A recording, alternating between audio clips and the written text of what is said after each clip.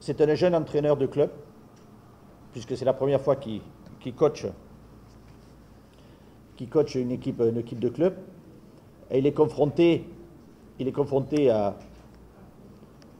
à toutes les contraintes qu'il peut y avoir par rapport à un effectif, par rapport à des compétitions, par rapport à des joueurs internationaux. Là où je suis conscient et on retrouve l'opposition qu'il peut y avoir entre les clubs et les sélections nationales, on sait que ce n'est pas du tout le même intérêt, que ce soit les sélections africaines, sud-américaines ou autres, c'est le même problème. Avec, pour la CAN, la particularité qui est effectivement quelque chose de délicat pour les clubs européens, c'est que la CAN est en plein championnat. Ça, c'est vrai que je ne suis pas rentré dans les détails des Girondins de Bordeaux, mais si tous leurs joueurs africains et leurs sélections sont qualifiés, c'est vrai qu'il va perdre beaucoup de monde, puisqu'il a des joueurs gabonais, maliens, sénégalais, je crois que c'est tout. Donc effectivement, là, c'est quand il dit « je ne veux plus de joueurs africains ».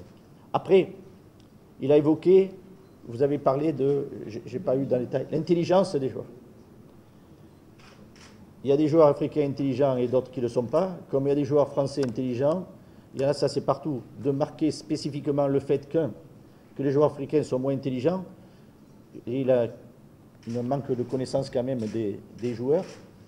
Et puis je disais, quand il évoquait, pour revenir à la question, quand il évoquait le fait qu'il ne prendrait pas de joueurs africains, s'il avait dans son équipe, ou si on lui propose un jour un Yaya Touré ou Sadio Mané, ça m'étonnerait qu'il refuse de pouvoir posséder des joueurs de ce calibre-là.